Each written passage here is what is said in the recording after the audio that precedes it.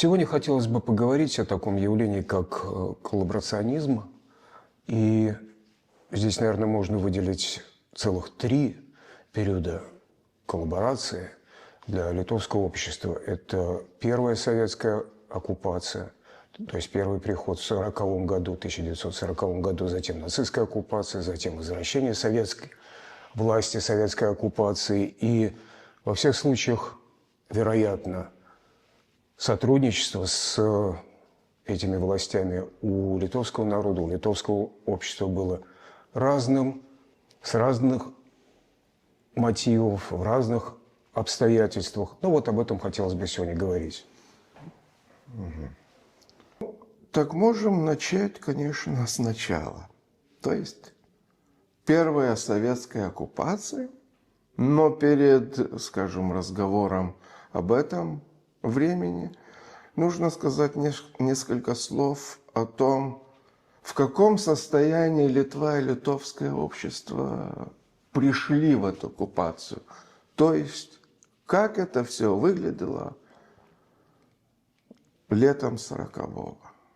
Что из себя представляла Литва и общество, понимание, политическая, скажем, ситуация, какое было влияние Советского Союза и Германии на литовское общество и какие цели они преследовали. Нужно понимать, скажем, одну, на мой взгляд, существенную вещь, что Литва, Латвия и Эстония – это страны Балтии, они всегда были в зоне прямых интересов России. Неважно какой, царской, советской или там нынешней Российской Федерации. Это регион, который всегда представлял интерес. И, скажем, страны эти обрели независимость в 18 году во время крушения Царской империи, во время становления новой карты Европы после Первой мировой войны и так далее и тому подобное. И нужно понимать, что советская Россия, которая вышла на сцену истории уже тоже во время этих всяких политических изменений, они прекрасно понимали, что этот регион им важен. И они пытались свое, скажем, влияние усиливать практически весь междувоенный период. Это советские все интересы, все игры дипломатические, экономические и другие на территории Литвы проходили. Они, конечно, не очень-то так видны, это были больше такие подводные течения. Но в конце концов можем сказать, что Литва, литовское общество подготавливалось для чего-то, для какого-то, скажем, политического спектакля, который должен был начаться тогда, когда будет нужен совет. Кому интересно, могут почитать книгу профессора Зенонаса Буткуса «Между Третьим Рейхом и Третьим Римом», где все эти процессы прекрасно описаны, где он, скажем, опираясь на обширный архивный материал, показывает, как СССР и Германия в Литве работала, скажем, на свои интересы, каким образом они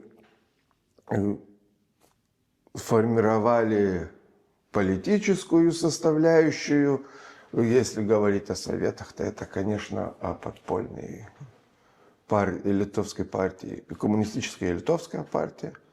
Можем говорить о различных культурных или всяких иных с политическим оттенком организациях, тоже в которых влияние больше или меньше было, и все это готовилось как бы почва для дальнейших продвижений, скажем, своих интересов. И в 40-е годы мы видим довольно-таки отчетно, что все, что происходило, это, скажем, Советы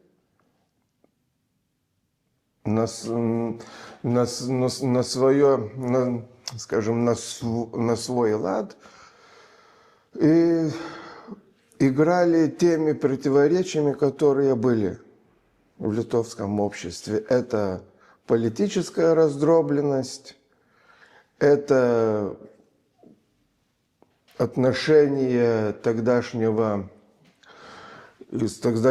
скажем, литовцев к политическим процессам, к власти, экономические разногласия и так далее и тому подобное. Это все, скажем, поднимало вопросы, но вот почему человеку, который просто живет, работает, все как-то вот не получается жить. Ну, он хочет жить лучше. И очень были даны явные ответы на этот вопрос, что делать, чтобы было бы лучше.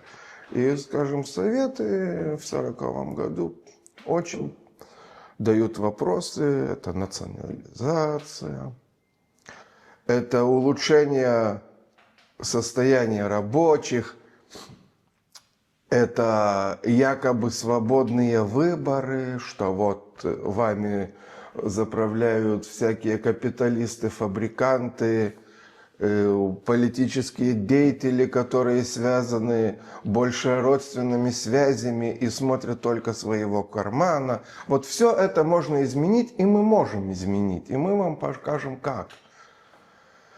И нужно заметить, что эти настроения в литовском обществе, они не были настроены против Советского Союза как такового. Потому что это выглядело со стороны это прогрессивная страна, которая якобы власть народа. Там нет, скажем, какого-то разграничения большого по финансовым делам, что люди там живут как бы, ну, если не уж совсем свободно, но живут красиво, работают своим трудом, страна процветает и тому далее и тому подобное.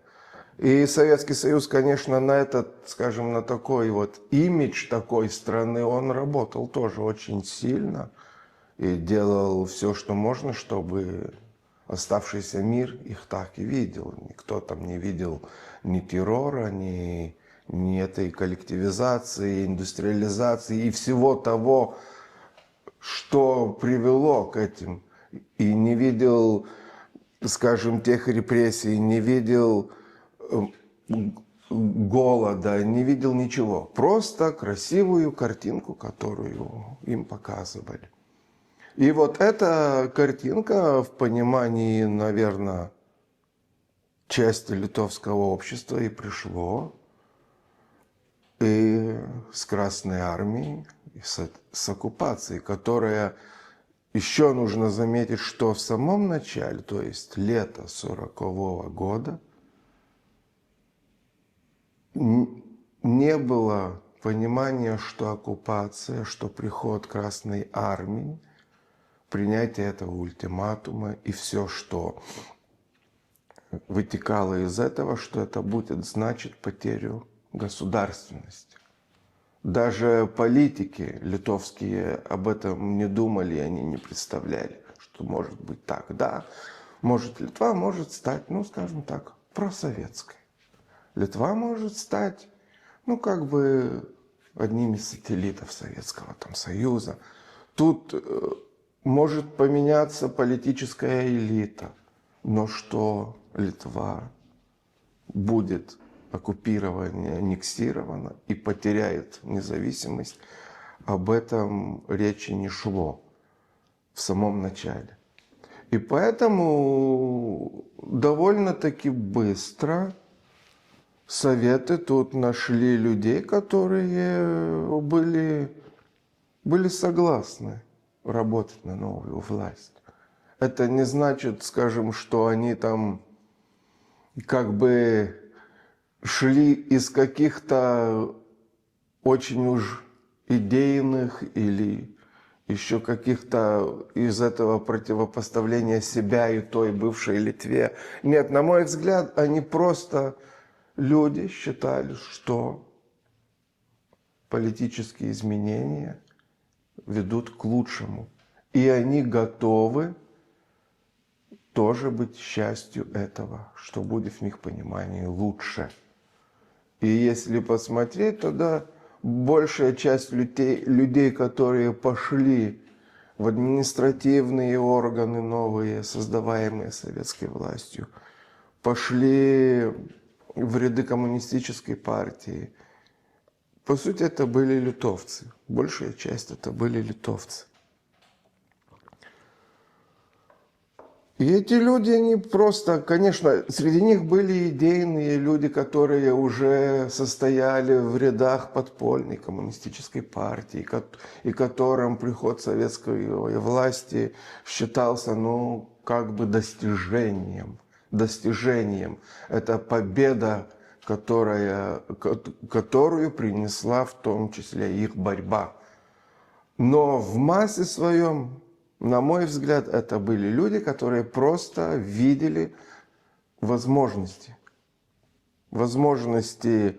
жить лучше, что-то создать, стать частью чего-то такого, в котором, скажем, в Литовской Республике они бы не могли никогда стать, это попасть куда-то там в административные органы. То же самое получить возможность учиться и так далее и тому подобное.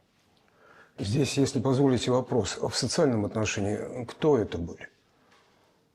По большей части это были люди из рабочих, из ремесленников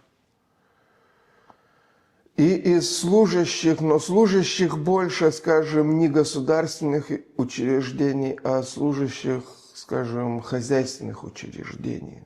Ну, такие как бы технические работники, там агрономы, там работники этих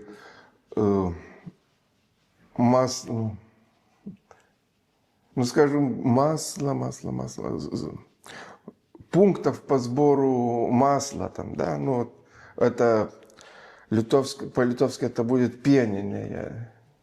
Это в то время это была довольно-таки важная отрасль. И там работали и специалисты, там работали и счетоводы, там работали секретари. Вот эти люди, по сути, если мы говорим о служащих. И настолько, насколько я интересовался этой темой, в самом, скажем, начале очень малая часть, скажем, учителей пошло. И крестьян. Крестьян в том смысле, что крестьян-собственников, тех людей, которые имели собственное хозяйство.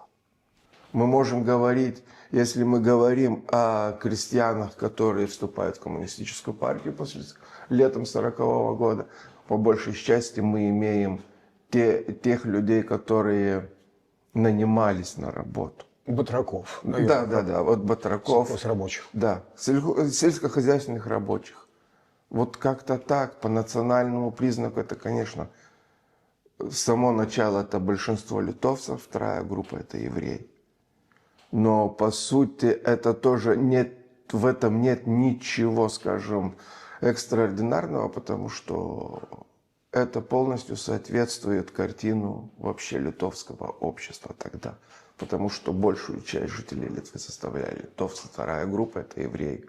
Если мы говорим о городской местности, то там еврейская, скажем, община составляет, конечно, уже довольно-таки значимый процент.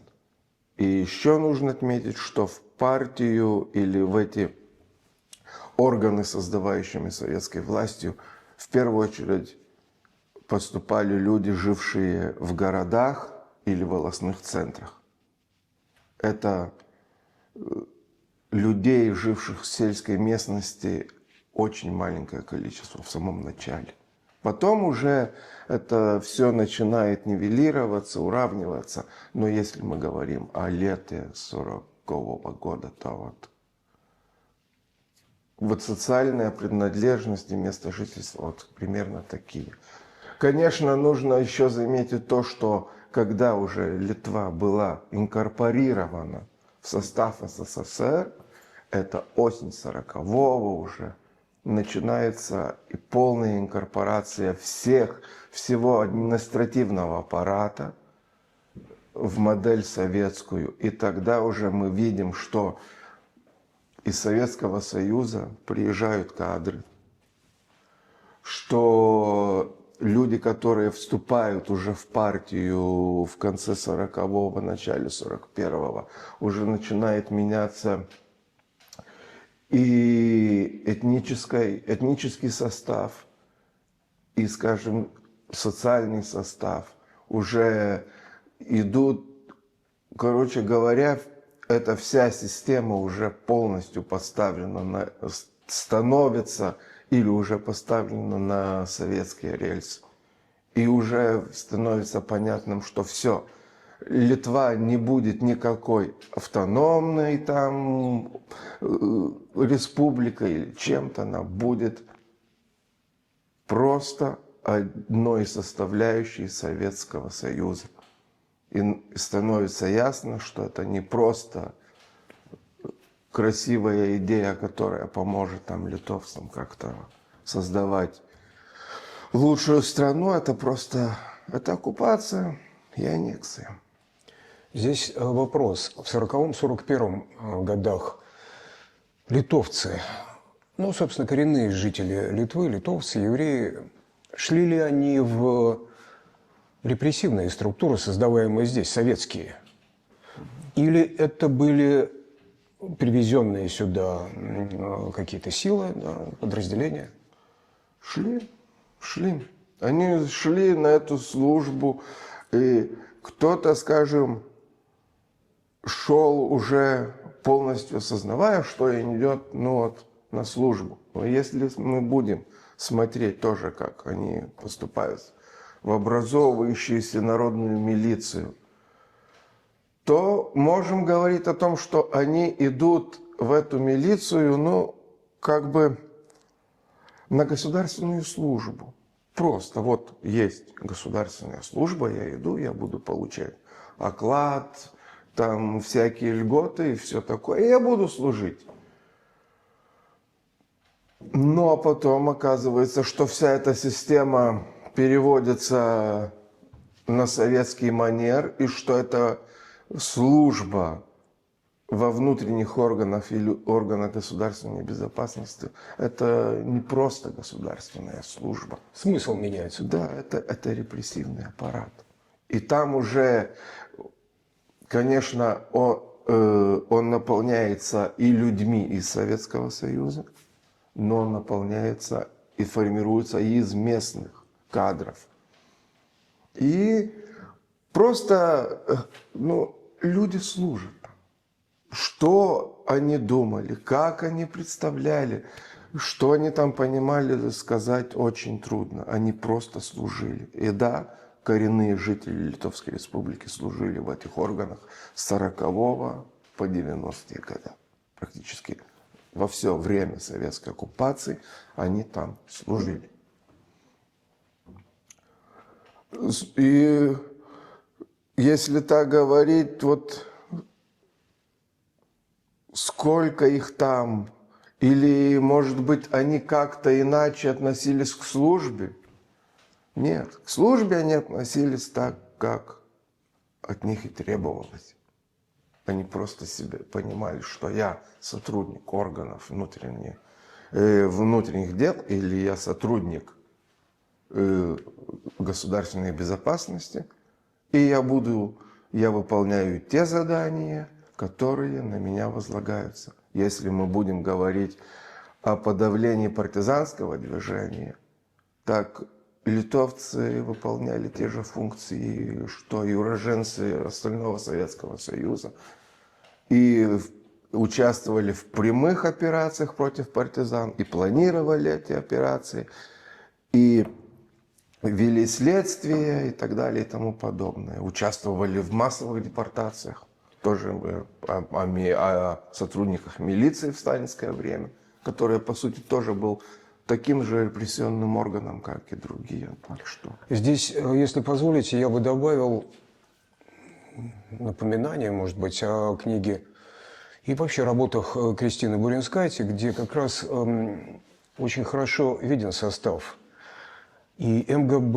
и НКВД, и КГБ, и, в общем, участие в деятельности этих структур литовского общества, там на примерах кадрового состава и его динамики довольно хорошо отслеживается. Но вот 1941 год, германское вторжение, есть сложившийся, как я понимаю, состав, достаточно сложившийся состав советских литовских органов власти с участием, как вы говорите, литовцев, евреев и других. Вот. Значит, эти должны отступать на восток. Да. Приходит германская нацистская оккупационная власть, и каковы отношения с ней? Тут тоже, прежде чем говорить об конкретных отношениях литовского общества с нацистами, нужно заметить, на мой взгляд, очень важный момент, что к лету 1941 года стало понятно, что Советы оккупировали Литву. Сопротивление литовцев тоже как бы начинается. Оно часто такое разознанное, там отдельные какие-то организации, но понимание в целом общества, что это оккупация, и что Советы проводят политику, которая, она несопоставима с тем, что понимают, видят и думают литовцы.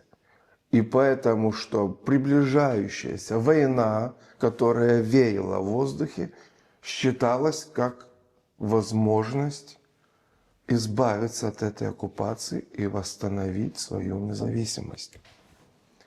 И 22 июня начинается, скажем, советско-германская война. В Литве начинается июньское восстание. Цель этого восстания – выбить Красную армию из, скажем, населенных пунктов, где это возможно и как только возможно, взять их до прихода немецких частей и объявить о том, что восстанавливается литовское государство. Что и было сделано в Каунасе. Восставшие заняли радиофон, да, и на всю Литву было объявлено, что восстанавливается литовская государственность, что мы, помогая вермахту, помогая немецким частям, мы снова становимся независимым государством, и все сотрудники полиции, скажем, секретных служб, администрации и так далее и тому подобное, которые работали на своих должностях до 15 июня 1940 года, то есть до советской оккупации, должны возвратиться на свои рабочие места и приступить к выполнению своих прямых должностных обязанностей. И все эти люди, которые вернулись в аппарат, мы можем, скажем, на примере какого-нибудь любой волости, возвращается на службу начальник полиции волостной или человек, который, если по каким-то там причинам на месте нет того человека, который был начальником полиции, его место занимает какой-то полицейский. Возвращаются люди, которые служили в волостных администрациях, то же самое уездные аппараты. В Каунасе создается временное правительство Литвы, которое принимает на себя обязанность восстановления литовского государства, всей этой системы административной и так далее и тому подобное. Все эти люди в июне 1941 года считают, что они участвуют в восстановлении литовского государства. Они себя не сопоставляют как бы с коллаборантами, как бы с предателями или сотрудниками немцев.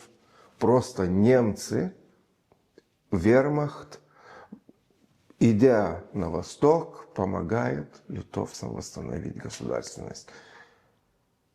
Это тоже происходило несколько месяцев, это понимание, что сначала это было мы восстановили, потом, ну, может быть, мы как-то договоримся, может быть, как-то с этими нацистами может что-то и получится.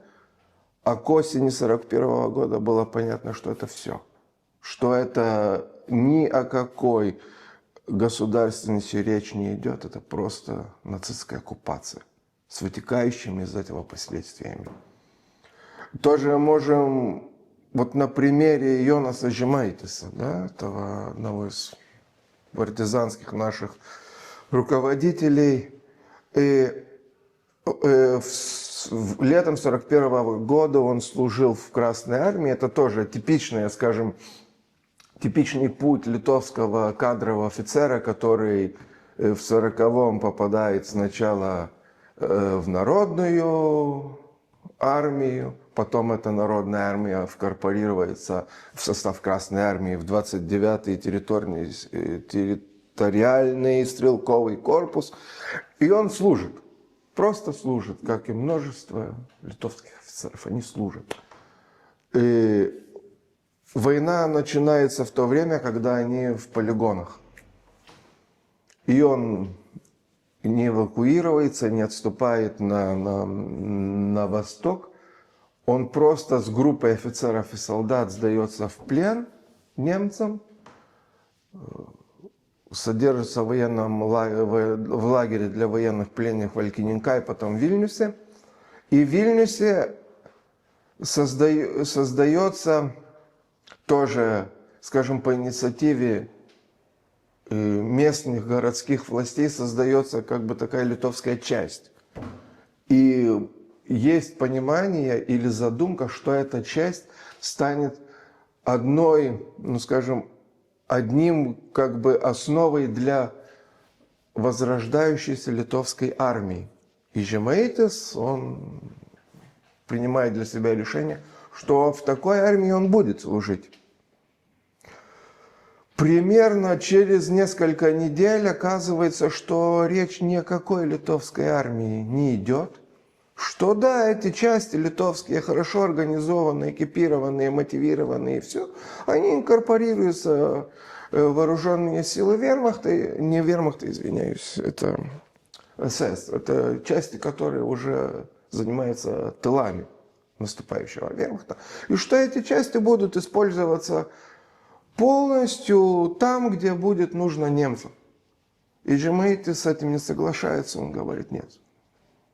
Он уходит из военной службы, в то время как некоторые офицеры, конечно, остаются там.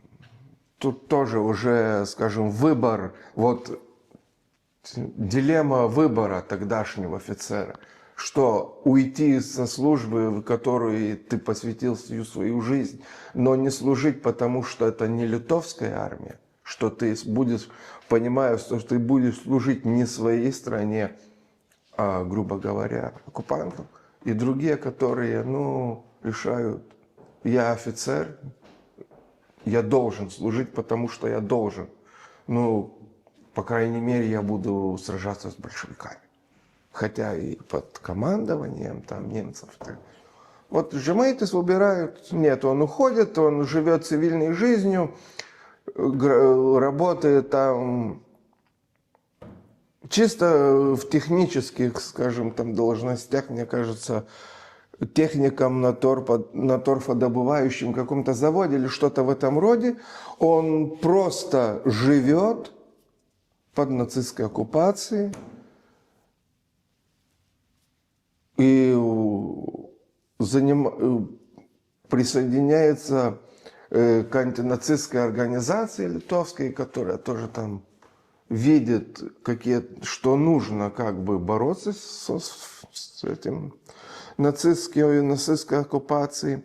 И в 1944 году, когда начинается набор в так называемую армию Плехавичуса, это тоже добровольческая военная структура, которая должна состоять из литовцев, но тоже по задумке Плехавичуса и, скажем, офицеров его штаба. Это должны были быть части, которые будут использоваться только на территории Литвы.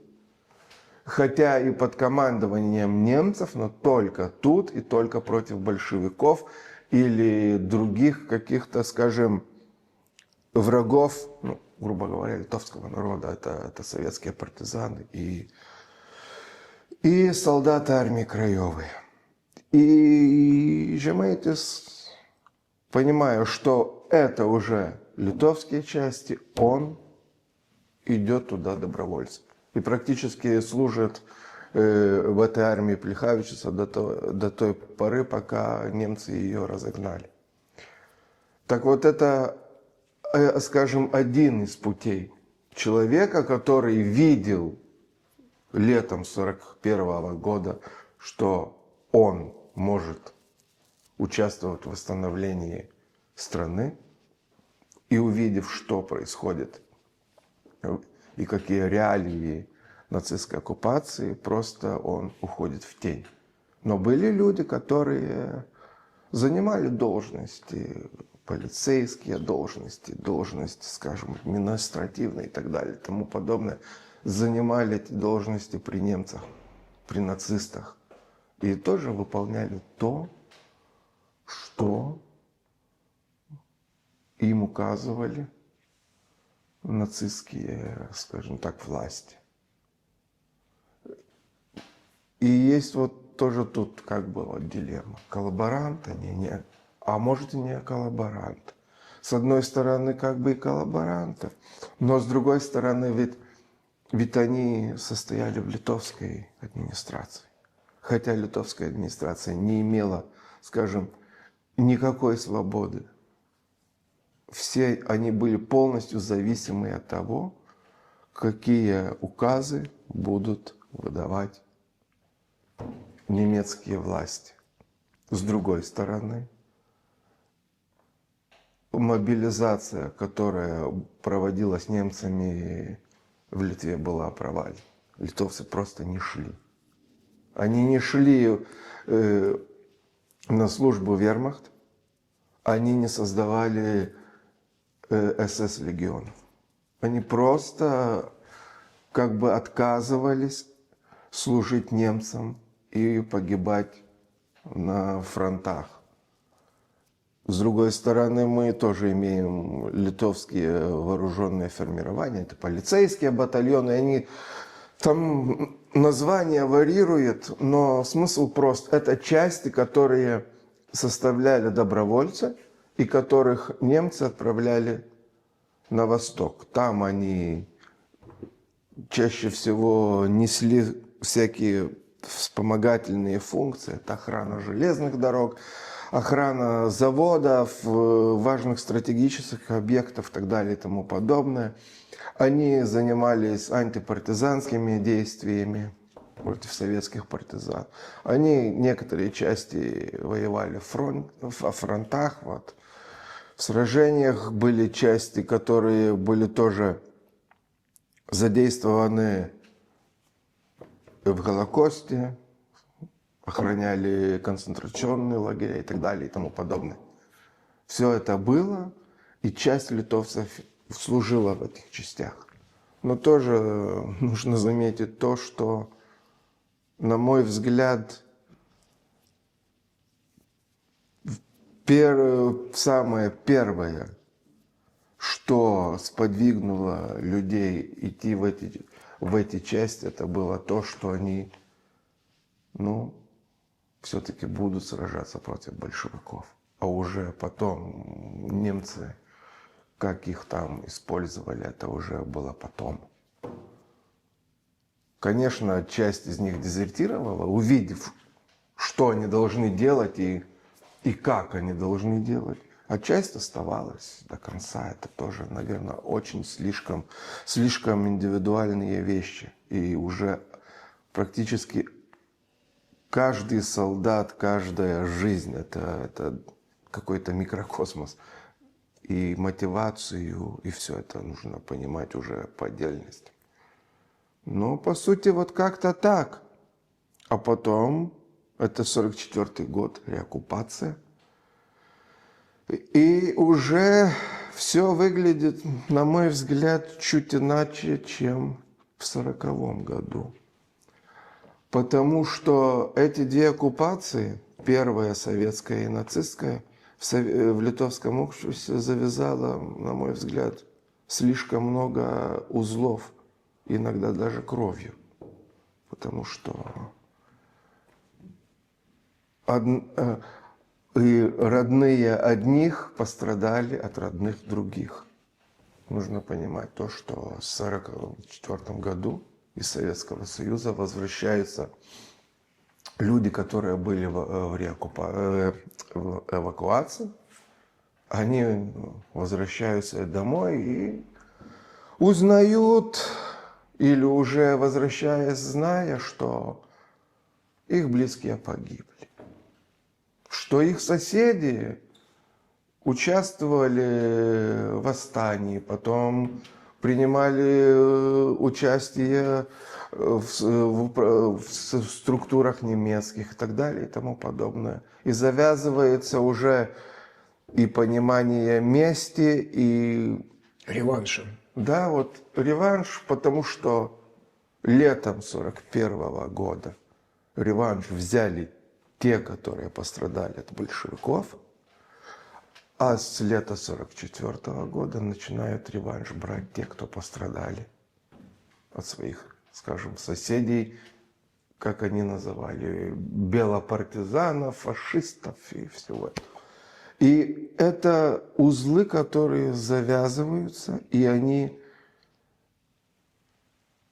скажем, по ним, они протекают такой вот линией по всей дальнейшей истории.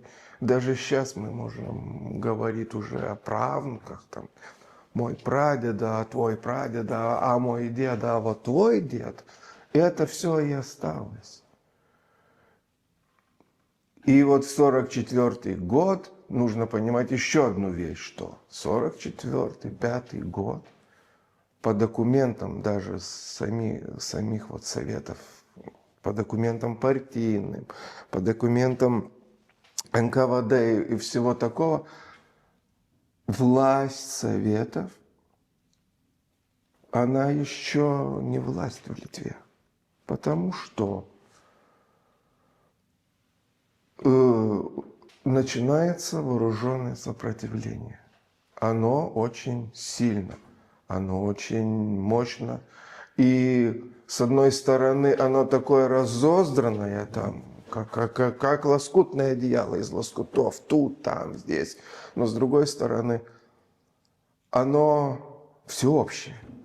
И мы, наверное, не найдем в Литве местности, в которой вооруженного сопротивления в 1944-1945 годах не было бы. Да, мы можем говорить о Вильнюсском крае, но тут мы имеем армию Краеву, мы имеем польских партизан, которые тоже довольно-таки быстро поняли, что такое совет. Они тоже сопротивляются. Может, мы можем говорить вот о Клайпедском крае, в котором уже есть тоже своя специфика. И там сопротивление, ну, скажем, только отдельные очаги. Но вся Литва – это сопротивление, вооруженное сопротивление Советам.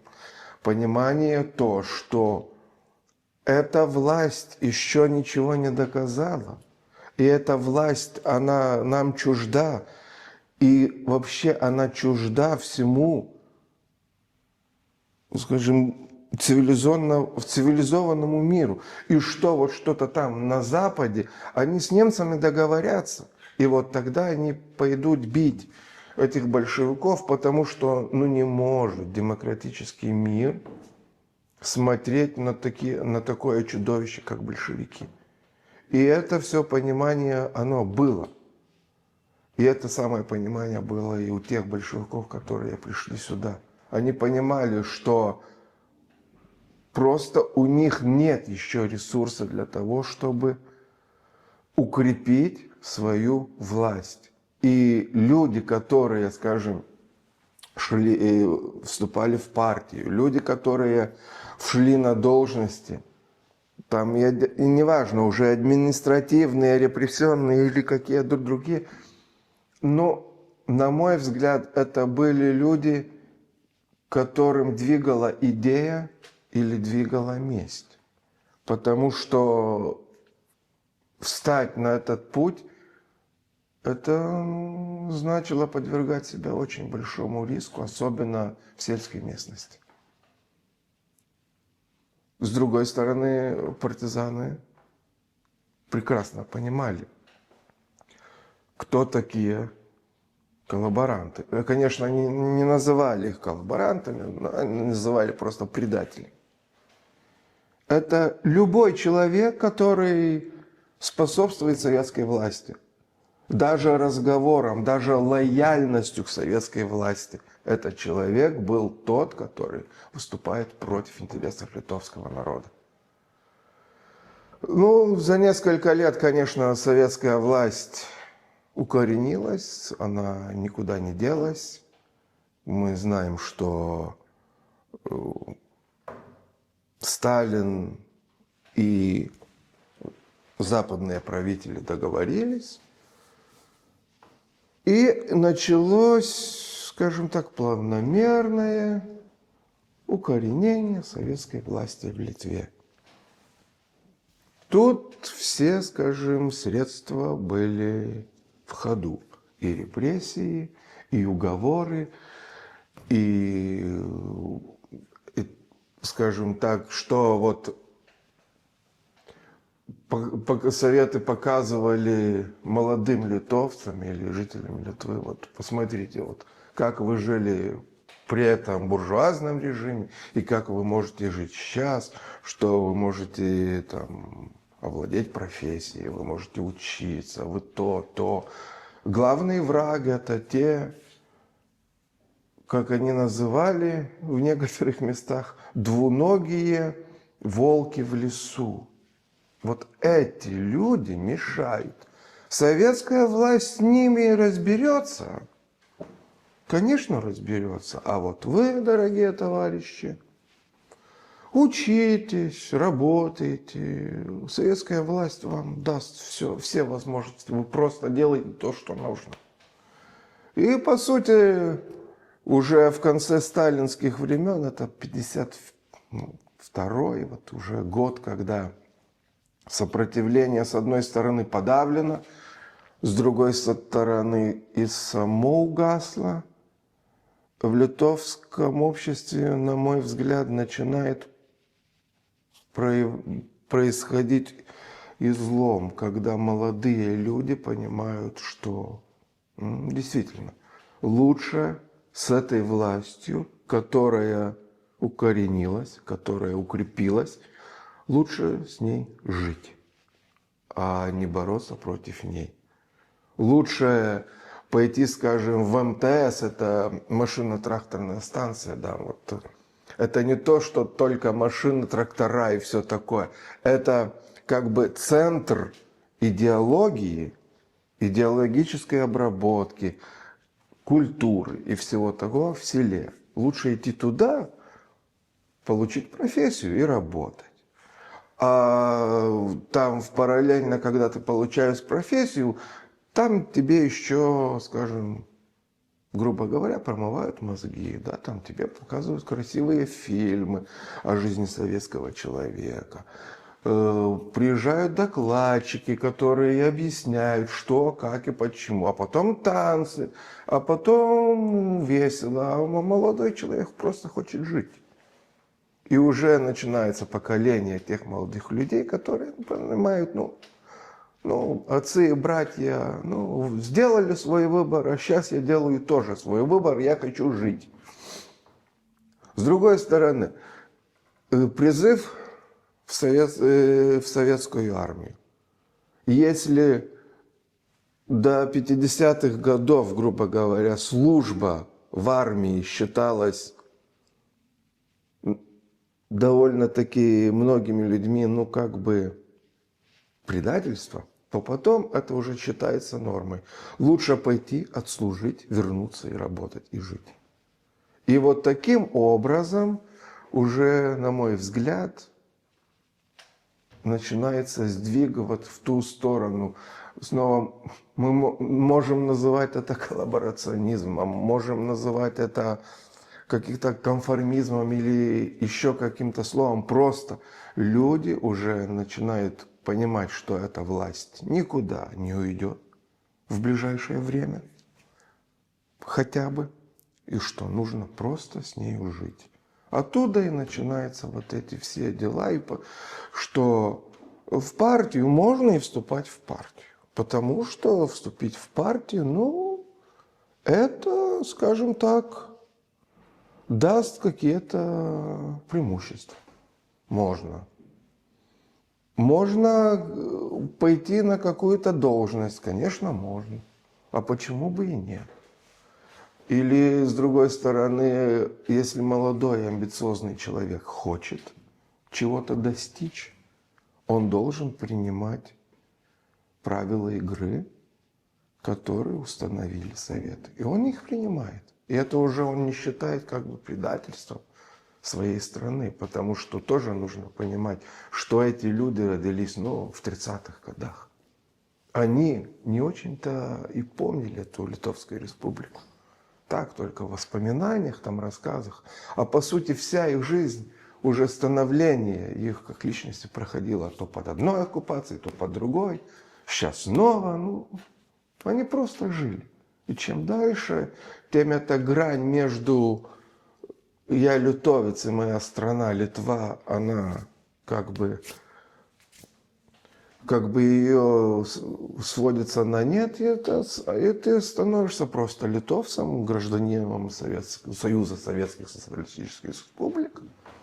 И ты живешь по нормам Советских Социалистических Республик. Вот это все как-то так. И вообще вопрос коллаборационизма в Литве, он, на мой взгляд, очень трудный. Очень неоднозначный. Конечно, будут люди, которым любой коммунист – это предатель и коллаборационист. Будут люди, которые будут говорить «нет», потому что люди просто хотели жить. И будут люди, которые будут говорить не знаю, просто времена были такие. И это проблема, которая еще, мне кажется, до конца не осмыслена, не осознана. И, наверное, еще долго. Это будет еще очень долгий процесс. И, если позволите, я бы сейчас вспомнил то, что говорил исследователь из какой-то другой страны на конференции на тему коллаборационизма, что проводил Центр изучения геноцида, где он говорил, что в конце концов, на самом-то деле, в каждом конкретном индивидуальном случае коллаборационизм, он собственный, он очень личный. Да. И вроде бы и можно, и без всяких даже вроде, можно обобщать, вот как сейчас и произошло в вашем изложении. Но в то же время у каждого человека своя история. Да. Это безусловно так, потому что каждого человека движет какие-то свои мотивы. Такие, другие, идейные, меркантильные, ну, уйма. И это тоже один, скажем, полностью сможет, ну, как бы, так грубо говоря, оправдать свой поступок. Другой скажет нет, скажет, я так видел. Это трудно, конечно. То же самое мы можем говорить и с теми людьми, которые просто жили, не состояли в партии, там никуда, как говорится, не лезли, просто жили. Они тоже выбрали свой путь. Они не сопротивлялись. Они там не засыпали там под гимн литовский. Они просто жили и не лезли никуда. Может, тоже кто-то, понимая, что это не его, а может, кто-то тоже по, скажем, идеологическим причинам, что это не мое. И то, что я живу просто вот так, это тоже мой какой-то шаг, как протест против этого всего. Да, индивидуальность в этом смысле, она очень важна. Но, с другой стороны, очень хочется как бы обобщить, сделать какие-то общие выводы. Но это очень проблематично, потому что мы всегда, наверное, найдем то, что выходит за рамки правил. И то, что вот за рамки вышло, и мы уже должны придумывать как бы новые правила для этого. Как-то так.